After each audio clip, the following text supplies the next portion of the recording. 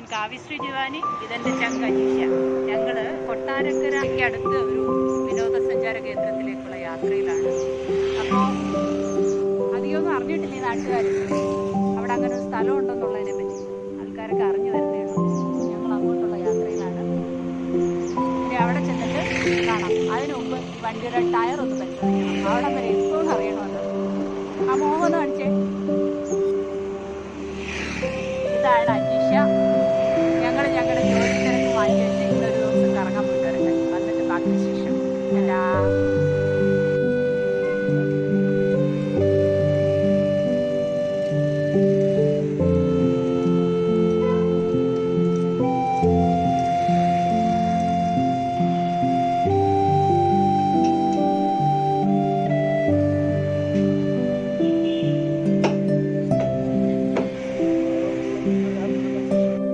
മഴച്ചാറ്റിലുണ്ട്. Corona നമ്മുടെ connectivity ഇല്ലാതാക്കിയിട്ട് ഇപ്പോൾ ഏതാണ്ട് 10 മാസത്തോളം ആകുന്നുണ്ട്. നമ്മൾ വീണ്ടും ചെറിയ ചെറിയ യാത്രകളൊക്കെ ചെയ്ത്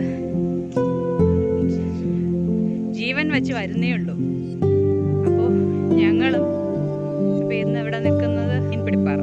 മീൻപിടിപ്പാറയിലാണ് ഞങ്ങൾ നിൽക്കുന്നത്. എന്നിട്ട് സ്ഥലത്തിൻ്റെ പേര് വരെ മറന്നു. ഏതാണ് വേറെ രസം എന്നുള്ളത്. വളരെ മനോഹരമല്ലേ കാഴ്ചകൾ കാണാൻ. പ്രസിദ്ധമായ വിനോദസഞ്ചാര കേന്ദ്രങ്ങൾ എല്ലായ്പ്പോഴും തിരക്ക് നിറഞ്ഞതാണ്. ചിലപ്പോഴെങ്കിലും സ്വച്ഛമായ ഒരു അന്തരീക്ഷത്തിൽ പ്രകൃതിയോട് നിശബ്ദമായി സംബന്ധിച്ച് അങ്ങനെ ഇരിക്കാൻ പറ്റില്ല. അത്തരം ഒടുവിൽ അഹംബോധം നഷ്ടമായി പ്രകൃതിയോട് ചേരുന്ന ഒരു നിമിഷമുണ്ട്. കൊറോണ കാലം ചുവടുകൾക്കിടയിൽ കളഞ്ഞിട്ട ശേഷമുള്ള ആദ്യ യാത്രയാണ്. അതൊരു പുതിയ ഇടമാകണമെന്ന് തോന്നിയിരുന്നു. അങ്ങനെയാണ് ഇവിടെ എത്തിച്ചേരുന്നത്. ടൂറിസം മേഖലയിൽ ഒരുപാട് സാധ്യതകളുള്ള ഒരു സ്ഥലമാണിത്. കുട്ടികളുടെ പാർക്കിൻ്റെ പണി നടന്നുകൊണ്ടിരിക്കുന്നു. സത്യത്തിൽ നമുക്ക് വലിയ ചിലവില്ലാത്ത ഒരു സ്ഥലമാണിത് കേട്ടോ. കാര്യം വണ്ടിയിൽ 2 വീലർ ഉണ്ടെങ്കിൽ പെട്രോൾ അടിച്ച് അത്യാവശ്യം ഫുഡുമായിട്ടേക്ക് വന്നു കഴിഞ്ഞാൽ നമുക്ക് വൈകുന്നേരം പോയി.